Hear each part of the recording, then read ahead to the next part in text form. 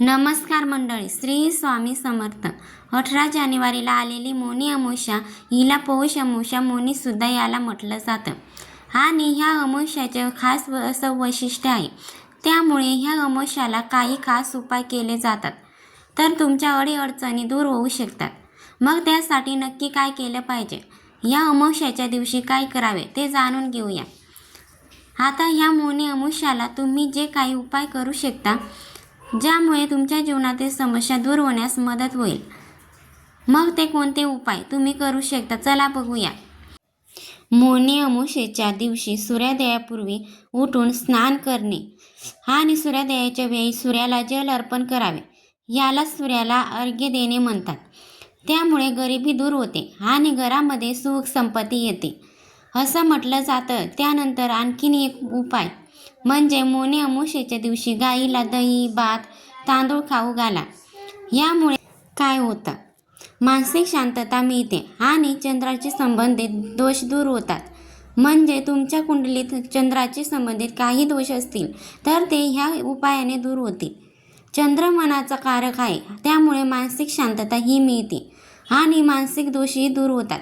अक्षता ठेवा, तुपाचा एक दिवा लावा आणि महालक्ष्मीच्या समोर बसून ओम श्री या मंत्राचा 11 वेळा कमळगटाच्या माळणीचा जप करा.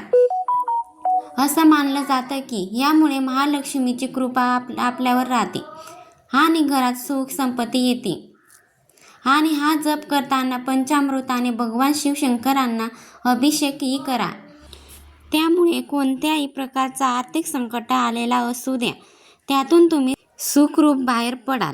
जर तुमच्या कुंडलीत काल सर्पदोष किंवा पितृदोष असेल तर मौनी अमावस्येच्या दिवशी पवित्र नदीच्या काठी स्नान केल्याने पितृदोष दूर होण्यास मदत होते. त्याचबरोबर अमावस्येच्या दिवशी आणखीन काही गोष्टी तुम्ही करू शकतात. त्यापैकी एक गोष्ट म्हणजे पिठाचा खीर मिसळून मुंग्यांना खायला द्या.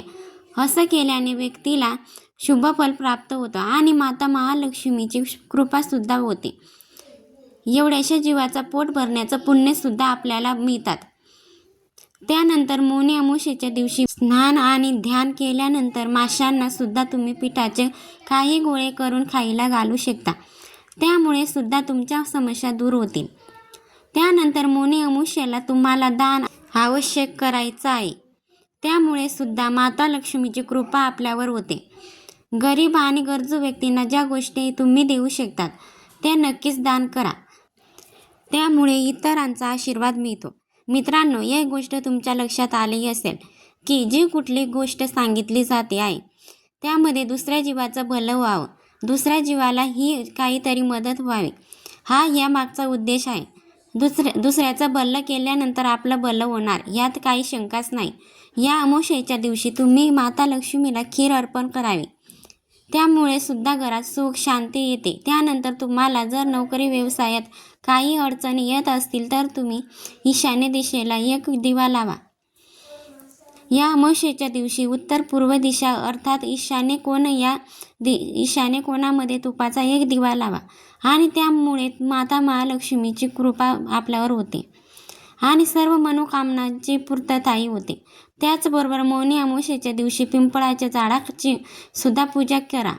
पिंपळाच्या झाडालाही दूध अर्पण करा आणि तिथे सुद्धा एक दिवा लावा. त्यामुळे सुद्धा इतरांचा आशीर्वाद आपल्याला मिळतात. पूर्वजनांनाही समाधान मिळते. मित्रांनो, या व्हिडिओमध्ये भरपूर उपाय तुम्हाला सांगण्यात आले आहेत. यातला एक जरी उपाय तुम्ही श्रद्धा भक्तीने केला तर नक्कीच तो तुमच्या उपयोगाला येईल. अमावस्येला हे उपाय करायला का सांगितले जातात किंवा अमावस्या तिथी सगळ्यात महत्त्वाचं म्हणजेच अमावस्येला आकाशात चंद्र दिसत नाही. चंद्र असतो पण तो दिसत नाही. चंद्र हा आपल्या जीवनात अत्यंत महत्त्वाची भूमिका बजावतो. तुम्हाला समजले असेल.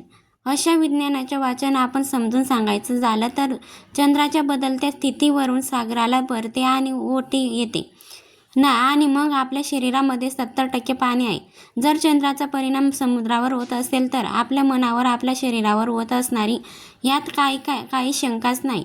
म्हणून तर मनोरुग्णांना अमावस्येच्या दिवशी जास्त अस्वस्थ झालेले बघितलं जातं.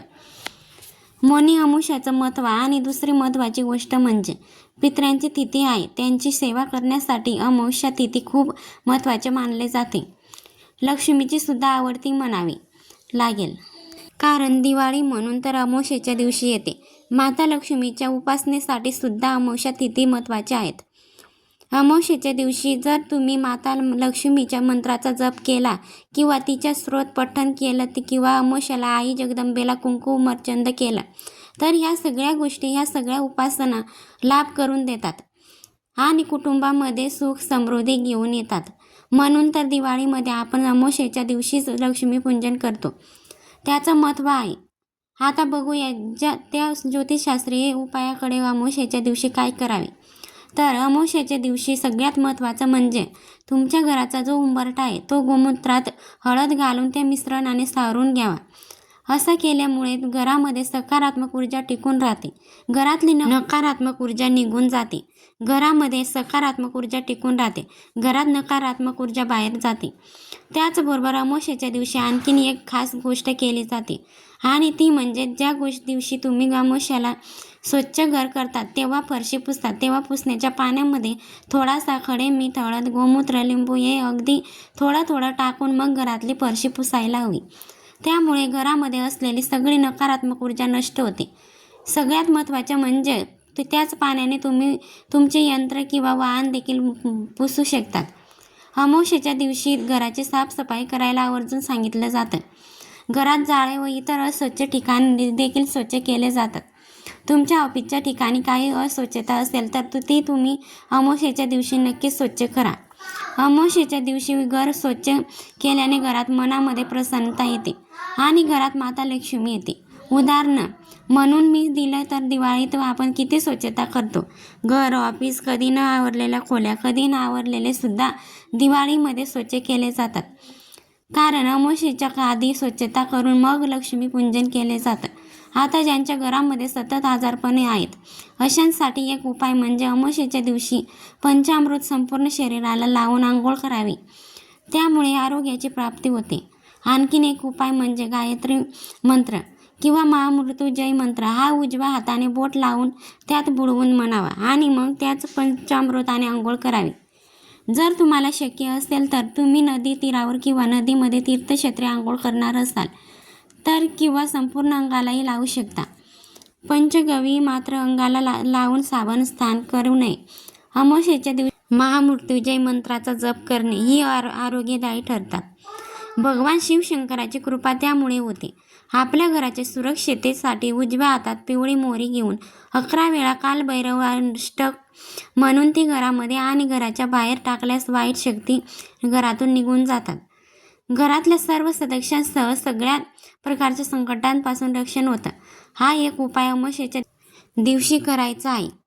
ज्योतिषशास्त्रानुसार सांगितलं जातं अमावस्येच्या दिवशी तुमच्या घराच्या आजूबाजूला किंवा शेतामध्ये मसोबा, मुंजोबा, माऊली असे जे देवता देवी असेल आहेत त्या देवांना हार, नारळ, खडीसाखर अर्पण करावे. अमावस्येच्या दिवशी दान धर्म नक्की करावा.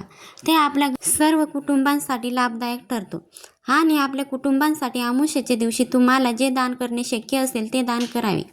वस्त्रदान, अन्नदान किंवा ज्या स्वरूपामध्ये तुम्ही दान देऊ शकता त्या स्वरूपामध्ये दान करावे. अमावस्येच्या दिवशी केलेल्या दानामुळे इतरांना शांती मिळते.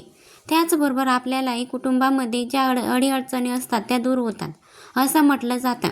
तुमच्या घरात जर तुम्हाला शांतता मिळत नसेल, सुख शांतीच नाही असं सतत वाटत असेल तर तुमच्या राहत्या घरामध्ये एक नारळ पूर्ण सोलून तो देवाजवळ ठेवावा. शेंडी देवाकडे करावी आणि रोज सकाळी आणि संध्याकाळी त्या नारळावर एकानंतर एक असे 7 कापूर जाळावे. कापूर जाळत असताना श्री स्वामी समर्थ या मंत्राचा जप करा आणि गायत्री मंत्राचाही जप करावा किंवा दर पौर्णिमेला अमावस्येला तो नारळ बदलून घ्यावा. जुन्या नारळाचा प्रसाद घरातल्यांनी खावा. नारळ खराब निघाल्यास तो विसर्जित करावा. हा उपाय तुम्ही अमावस्येला करू शकता. अमावस्येच्या दिवशी आणखीन एक महत्त्वाची गोष्ट म्हणजे अन्न घेऊ नये. अमावस्येच्या दिवशी कुणाकडेही काही खाऊ नये, तसंच बाहेरचं सुद्धा काही खाऊ नये. मंडळी, अमावस्येला ब्रह्मचर्याचे पालन करावे. मग ती अमावस्या कुठलीही महिन्यातली असो. प्रत्येक महिन्यात येणाऱ्या अमावस्येचे महत्त्व वेगळं असतं. त्या अमावस्येला नावही असतात. तुम्हाला या उपायापैकी जो उपाय करायला जमेल तो अवश्य करा. त्यामुळे घरातली सगळी नकारात्मक ऊर्जा निघून जाते. जाऊन घरामध्ये सुख शांती येते असं ज्योतिषशास्त्र सांगतं. सगळ्यात महत्त्वाचं म्हणजे बाकी काहीही करायला जमलं नाही तरी चालेल. अमावस्येच्या दिवशी घराची स्वच्छता, तुमच्या कार्यालयाची स्वच्छता नक्की करा. त्यामुळे बघा, घर स्वच्छ झालं की तुमचं मन स्वच्छ होऊन कशी मनामध्ये प्रसन्नता येईल. अशाच प्रकारच्या माहितीपूर्ण व्हिडिओसाठी आमच्या यूट्यूब चॅनलला सबस्क्राईब करा आणि बेल आयकॉनवर सुद्धा क्लिक करा, म्हणजे आमच्या नवनवीन व्हिडिओचा नोटिफिकेशन तुम्हाला मिळत राहील. धन्यवाद. श्री स्वामी समर्थ. जय जय स्वामी समर्थ.